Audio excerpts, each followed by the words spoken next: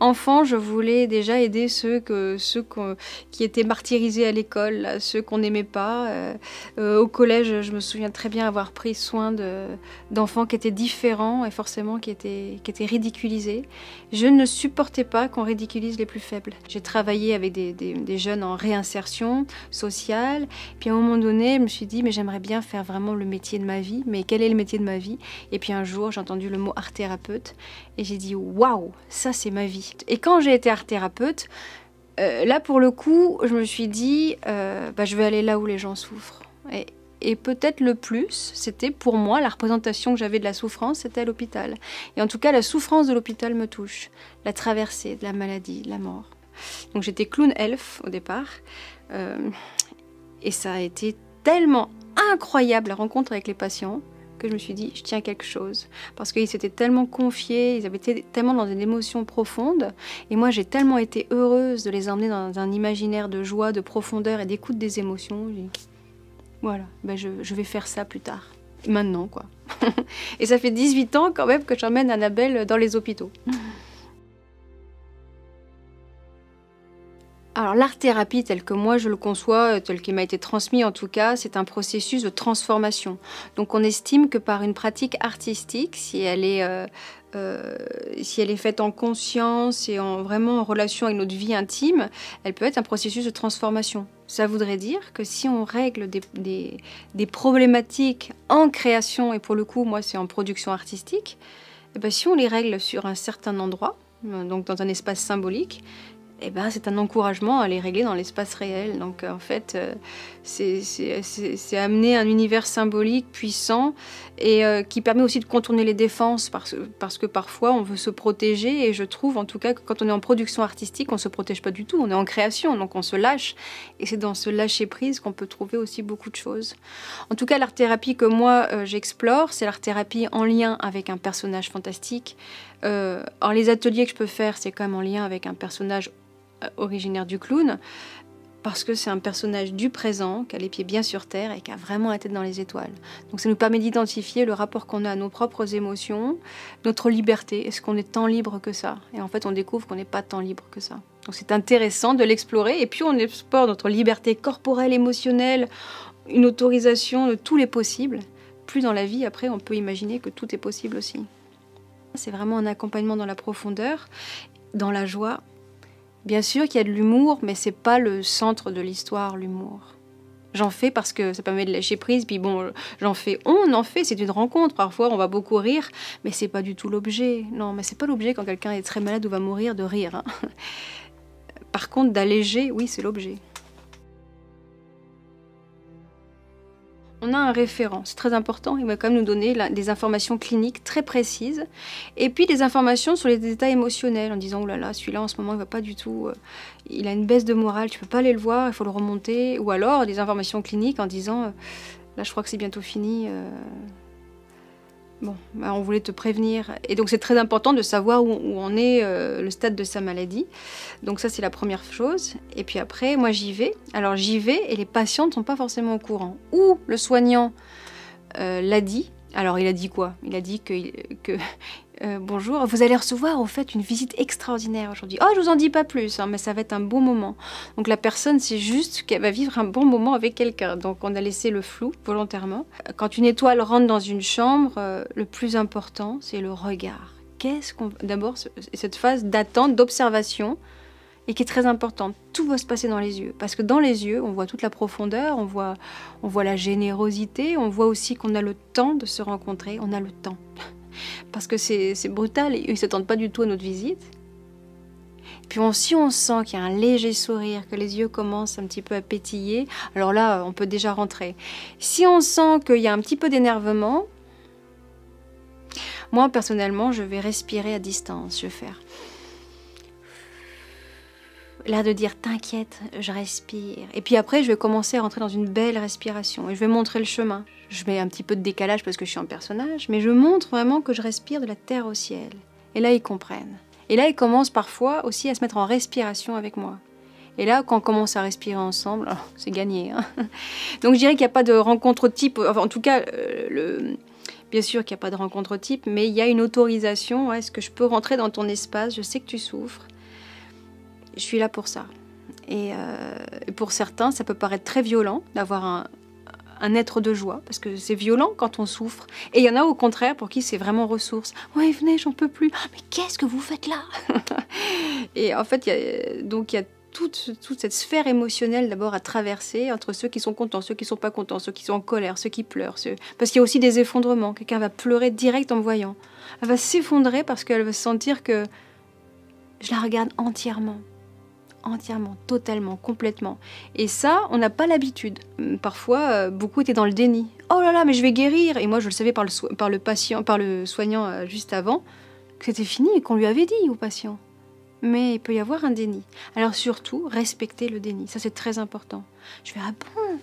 Et mais moi, par contre, j'ai une information. Ah, elle est en déni total, donc il va falloir que je fasse attention à ce que je dis, il faut que je sois précautionneuse, et on va voir si on peut l'emmener un peu plus loin dans la compréhension de son passage. Et nous, en fonction de ce qu'elle nous dit, on va proposer une expérience. C'est-à-dire que la personne, elle dit, je suis en grande souffrance. Alors je vais entendre, peut-être que je vais en faire une petite écoute active, c'est-à-dire souffrance, mais alors à quel niveau? C'est quoi la souffrance? Une fois que j'ai entendu ça, j'arrête ce discours sur la souffrance. Par contre, et alors si je te propose de faire ça, bah vas-y, ferme les yeux. Et ça y est, je lui propose quelque chose. Ça, c'est pour changer son état intérieur, pour changer sa vision de la traversée. Et donc, ça va être sans arrêt ça. Quelle est la bonne question que je peux poser? Quelle est la bonne proposition dans l'imaginaire? Quelle est la bonne expérience qui, à un moment donné, va faire que ça y est, elle lâche, ça y est, elle se détend, ça y est, elle se voit plus grande, ça y est, il se passe quelque chose en elle. C'est totalement improvisé, bien entendu. Et c'est ça qui est beau. Mais de toute façon, on ne peut pas préparer quelque chose dans la rencontre avec l'autre. Ça veut dire aussi qu'il faut accepter le vide. Pas facile. Face à quelqu'un qui souffre, c'est accepter aussi le démuni en soi. Des fois, je suis démunie. Je me dis, mais qu'est-ce que je vais lui proposer? Parce que parfois, j'écoute des histoires terribles, des souffrances terribles. Je ne sais pas quoi faire. Eh bien, on va accueillir ce moment où... Ah! Et moi aussi, l'accueillir. Ce qui n'est pas l'endroit le plus confortable. Mais accueillir le vide, improviser à partir de cet endroit, c'est merveilleux quand ça surgit par contre. Parce que ce qui surgit de cet endroit, si on arrive à l'accepter, bah, c'est l'intuition. Et c'est... Ah! Et ça! Et tac, ça y est, ça vient. Mais il faut avoir confiance dans un espace de silence, de rencontre avec l'autre, et puis se dire qu'on va bien trouver quelque chose quand même. C'est une intuition profonde, quoi. Et c'est de l'improvisation, ouais. Alors, étonnamment, je suis quand même toujours étonnée, hein, l'accueil est favorable. Non, parce qu'il faut savoir qu'il soit à l'hôpital, c'est un personnage fantastique, joyeux, et allez, 90%, on va dire, 85-90%, c'est l'accueil. Et parfois, bah, ça marche pas. Et moi, je m'incline par rapport à ça. Ça nous renseigne aussi sur son état émotionnel. Ça veut dire que parfois, quand on est tellement mal, la joie n'a pas de place. Même si la joie est intérieure. Mais ils ne le savent pas encore que moi, je parle d'une joie intérieure. Ils ont d'abord ce faciès, quand même, cette fantaisie. Alors, je peux comprendre. Et j'ai une histoire comme ça qui m'était arrivée. Parce que c'est pas facile d'accepter le refus, mais ça fait partie du travail de Nettoile aussi. Et je me souviens, un jour, je passe devant une chambre et il y a une femme qui est là et elle me laisse pas rentrer. C'est la chambre de son mari. Alors elle me regarde et puis elle me dit non mais franchement, non mais d'accord pour les enfants, mais là, franchement. Et alors, je me suis dit, mince, c'était difficile pour moi d'accepter ça, d'accepter d'imaginer son refus. Alors je lui ai dit, mais je viens là pour l'émerveillement. Et elle me dit, ah non, mais ça fait bien longtemps que je m'émerveille plus. Ah oui. Je dis, d'accord. En général, les refus sont liés à la la non-connexion avec un monde intérieur nourri, enfin, l'émerveillement, voilà, je peux comprendre qu'elle s'émerveille plus. Et je lui dis, mais je sais pas, quand tu vois la neige... Alors, j'ai essayé de la connecter à ça, elle me fait... Elle dit, ouais, d'accord. Elle dit, non, mais alors ça, non, pas du tout. Et du coup, après cette douche froide, je ne suis pas rentrée dans sa chambre, dans la chambre de son mari. Et je suis partie. Ça a été difficile. Et en même temps, après, j'ai fait un autre accompagnement qui a complètement marché. Je me suis dit, bon, accepte, tu sais très bien qu'il y en a qui ne peuvent pas accepter. Et ce qui est très intéressant, la semaine suivante, elle était là, la porte était ouverte. Et moi, je me dis, oh non, je ne vais pas y aller parce qu'alors, elle m'a jetée une première fois parce qu'elle était quand même pas tendre. Hein. Et elle me fait, venez, venez. Alors je rentre en personnage, comme si de rien n'était, comme si que s'était pas passé notre grande rencontre la semaine dernière. Et donc je vais voir tout de suite son mari. Et son mari, je lui donne un immense sourire. Et alors son mari, en réaction à un personnage aussi beau, lumineux, alors qu'il était vraiment, là c'était à toute fin de sa vie, vraiment juste avant une phase d'agonie, on voyait qu'il avait le peu de ressources qu'il avait, il a voulu m'offrir un poème. Et il m'a récité un poème, mais d'une beauté, on a respiré ensemble. Et là, j'ai dit, c'est le maximum qu'on puisse faire.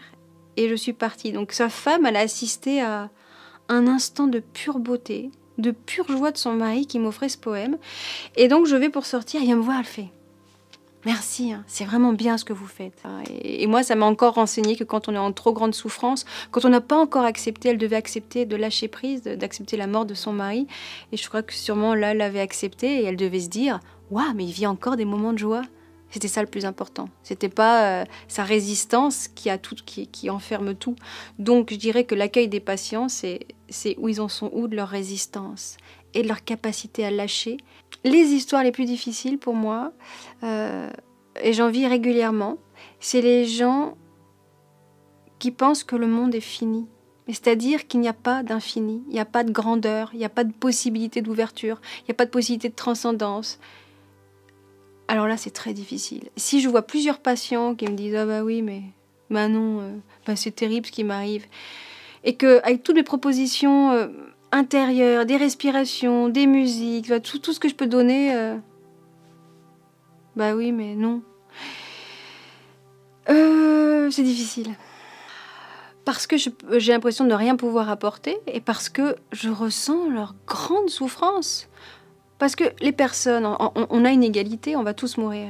Alors la manière de mourir n'est pas du tout la même et la manière d'appréhender la maladie n'est pas la même.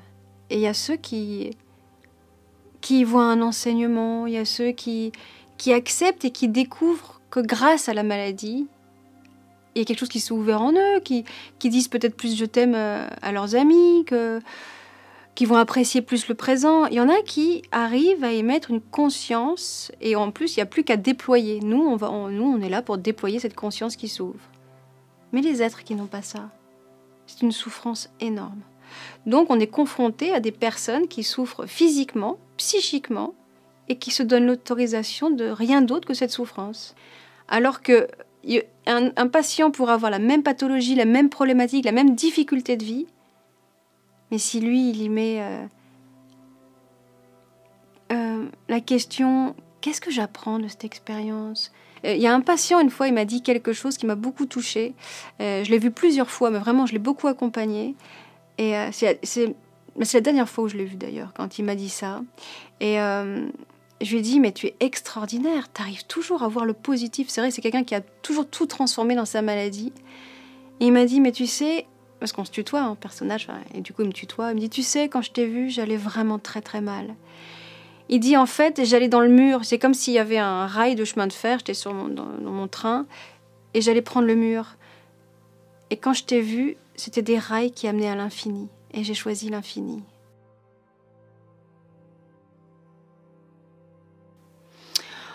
Je pense que ce lien, il est énorme.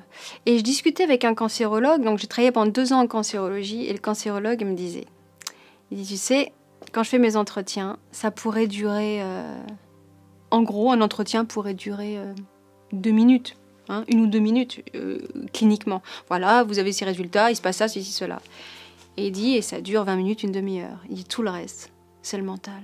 C'est comment on fait tenir une personne, parce que il était persuadé, et je suis persuadée aussi, à diagnostic équivalent, une personne qui a un bon mental et qui l'utilise et qui sait l'utiliser, et quelqu'un qui ne sait pas du tout l'utiliser, eh bien, il y a peut-être vie et mort, hein, carrément. Et lui, il en était convaincu en tant que médecin traditionnel, hein, pas un médecin qui a étudié beaucoup les pratiques alternatives, cela, ou je sais pas, la sophrologie ou autre pratique. Non, non. Alors, ma fonction, quand j'étais en cancérologie, c'était de nourrir comme ça les objectifs, les ressources. Et je suis persuadée, avec mes lectures, avec mes expériences auprès des patients, mais que le mental, mais les fait tenir des années. De vivre un grave accident à 20 ans, c'est avoir conscience à 20 ans qu'en quelques minutes, on peut mourir. Et ça, c'est sûrement un des plus beaux cadeaux que j'ai pu vivre. Au-delà de la souffrance physique, parce que par contre j'ai eu mal physiquement, mais alors au-delà de cette souffrance physique, par contre, ça m'a donné une envie de vivre. Alors pas tout de suite, il m'a fallu quand même 7 ans pour m'autoriser à vivre. Je ne sais pas pourquoi j'ai mis autant de temps.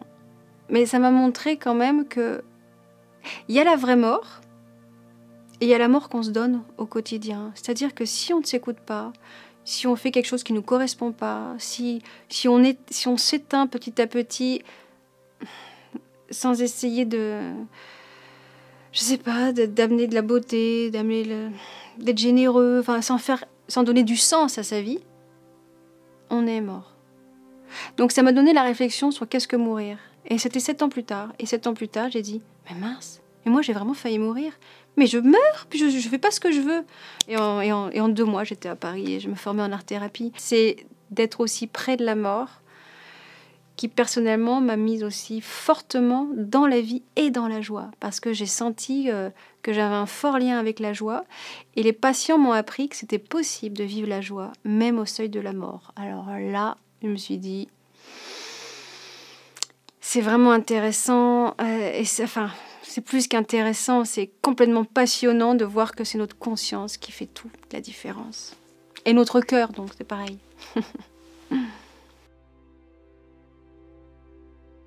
Moi, je pense vraiment que les gens que j'ai vus qui mouraient le mieux, c'est ceux qui avaient beaucoup aimé. Alors, ça m'a fait plaisir de découvrir ça. Ça a été une vraie découverte. Je me dis, je me trompe pas, là. Et en fait, c'est ceux qui avaient beaucoup donné. C'est pas les plus intelligents, c'est pas ceux qui avaient réussi le mieux socialement, c'est pas les plus riches, c'est ceux qui avaient beaucoup donné. Ils étaient en paix en fait, en disant mais alors moi j'ai fait le mieux que je pouvais, j'ai vraiment ah oui moi aussi à chaque fois j'ai aidé les gens et en fait ils étaient heureux de raconter leur vie. Et quand j'ai vu que c'est ceux-là qui mouraient le mieux, je me dis y a pas, faut vraiment axer sa vie là-dessus en écoutant profondément qu'est-ce qui me rend heureux, qu'est-ce que je fais pour changer les choses, qu'est-ce que je fais pour que ce soit plus joli, pour que ce soit plus lumineux, pour que ce soit plus beau, pour que ce soit... Voilà. Et avec cette énergie-là, on peut faire de grandes choses et je crois beaucoup au pouvoir de l'intention des mots, l'intention des pensées. Il faut savoir que si on garde une haute fréquence, on va dire, des pensées et des rêves, à un endroit, ça se réalise. Alors j'ai envie de dire, à quoi vous pensez, à quoi vous rêvez. Attention, ça peut se réaliser.